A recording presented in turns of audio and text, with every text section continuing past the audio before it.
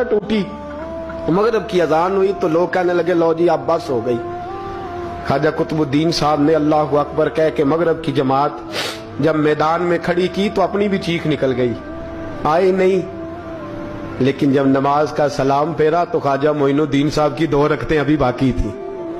ख्वाजा साहब पीछे नमाज पढ़ रहे हैं, सलाम फेरा और नमाज के बाद जब उठे ना तो ख्वाजा साहब के सीने के सीना लगा।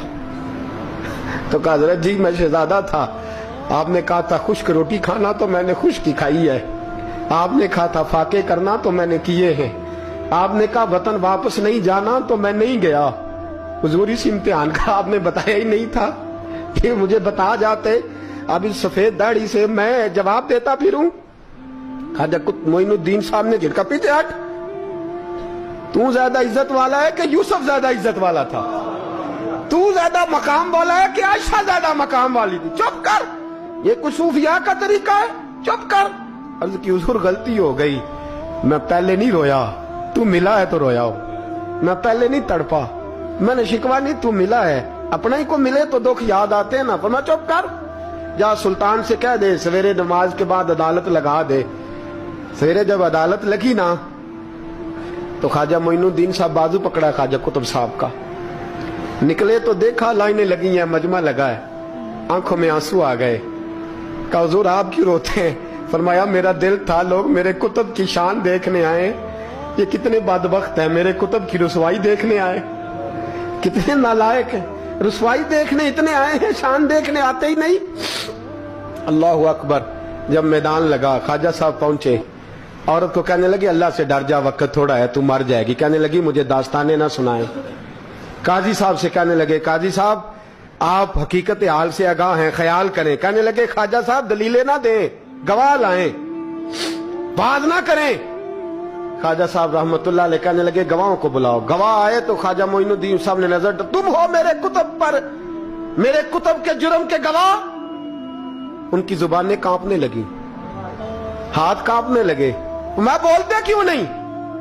जब उनकी नजरें झुकी तो बादशाह कहने लगा अगर अब तुमने गवाही ना दी तो तुम्हें मैं मुजरम बना के 80-80 कोड़े मारूंगा, मैं मुजरम बना के 80-80 कोड़े मारूंगा। कहने लगा जी देखा है, जी देखा है हमने तहज्जुद के वक्त। जब सब गवाहियां पूरी हो गई, औरत भी तड़प रही है, रो रही है, 2 महीने का बच्चा गोद में है। अब बोलिए बोलिए, उलमाए ज़वाहिर भी खड़े हैं, हसद करने वाले जलने वाले भी खड़े हैं, हिंदू तो वैसे ही तालियां बजा रहे हैं। अजमेर का बूढ़ा, और ये आखिरी फेरा था ख्वाजा मोइनुद्दीन का दिल्ली में, उसके बाद ज़ाहिरन दोबारा नहीं आए। उठे लाठी टिकाते टिकाते और मैदान के अंदर जाके ना, बड़े मैदान में मजमा था, सर सजदे में रखा, कहने लगे या अल्लाह मैं हिंदुस्तान मर्जी से नहीं आया, तेरे रसूल का भेजा आया। फिर उठे और कहने लगे मौला तेरे नबी का फरमान है कि मेरी उम्मत के उलमा बनी इसराइल के नबियों की तरह होंगे, अगर यूसुफ के लिए बच्चा बोल सकता है तो मेरे कुतुब के लिए भी बोलना चाहिए, अगर यूसुफ अलैहिस्सलाम के लिए बोल सकता है तो मेरा कुतुबुद्दीन भी सच्चा है, इसके लिए। फिर उठे उस बीबी की तरफ बढ़े, लोग कहने लगे न जाने अब क्या होगा। जब अजमेर के बादशाह ने, अताए रसूल ने, हिंदुल वली ने, इमामुल औलिया ने कपड़ा खींचा और कहने लगे ओ बच्चे तू तो जानता है ना तेरा बाप कौन है, 2 महीने का बच्चा। जब नाना बोला तो बीबी कहने लगी अब क्या कर रहे हो, बच्चे भी कभी बोले हैं? मैं बीबी चुप कर, इन्नल्लाह अला कुल्ले शैइन कदीर, मैं कमजोर रब का मानने वाला नहीं, कुदरतों वाले रब का मानने वाला हूँ, वो चाहे तो बच्चे भी बोलते हैं। कुरान कहता है हजरत ईसा बोले थे इन्नी अब्दुल्लाह आतानी अल किताब, मरियम भी तो वली अल्लाह थी, वो नबी तो नहीं थी। अगर वली अल्लाह बनी इसराइल का हो बच्चा बोल सकता है, तो अगर वली अल्लाह मोहम्मद अरबी की उम्मत का हो तो बच्चा फिर भी बोल सकता है। यूं कपड़ा हटाया, बच्चा बोल।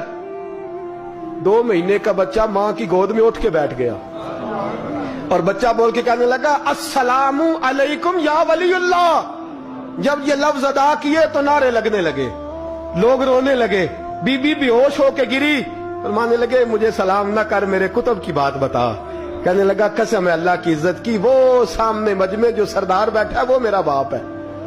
कुतुबुद्दीन तो बेगुनाह है, कुतुबुद्दीन तो बेगुनाह है, میرا باپ تو وہ بیٹھا ہے، یہ قاضی بھی سازش میں شریک ہے، کئی مسلمان خریدے گئے، یہ گواہ خریدے گئے، جب گواہی ہو گئی بچہ یہ لفظ کہہ کے اللہ اکبر کہتا ہوا پھر چپ کر گیا۔ خواجہ قطب الدین صاحب کا بازو پکڑا، خواجہ معین الدین صاحب نے مجمع سے باہر نکلے، لوگ کہنے لگے حضور آپ کچھ بولتے نہیں، فرمانے لگے جس نے بولنا تھا وہ بول چکا ہے، جس نے بولنا تھا وہ جو جادو وہ جو سر چڑھ کے بولے، فرمایا تم نے افواہوں پہ نظر رکھی اور میں نے اللہ کی قدرت پہ نظر رکھی، تم نے اس کے کردار کو جو جوڑا اور میں نے اس کے کردار کو تعمیر کیا۔ حضرت سلطان شمس الدین تمش بھی پیچھے دوڑے، کہا حضور کہاں لے جا رہے ہو؟ فرمایا قطب میرا آیا، میں جمائر ساتھ لے کے جا رہا ہوں، اب میں نے اپنا بچہ تمہارے سپرد اب میرے پاس رہے گا، تم نے ستایا میری اولاد کو، اب یہ میرے پاس رہے گا، میں نے نہیں تمہیں دینا۔ لوگ راہیں بچھا کے نظریں بچھا کے بیٹھ گئے، پاؤں میں گر گئے، کہنے لگے حضور ہمارے لیے نہیں، رسول اللہ کے دین کے لیے، ہمارے لیے نہیں، تعمیر شریعت کے لیے، ادائے سنت کے لیے چھوڑ جائیے۔ خواجہ صاحب کہنے لگے قطب الدین جا، تجھے چھوڑ کے جاتا ہوں، اب قیامت تک کوئی تیری رسوائی کی جرت نہیں کر سکے گا۔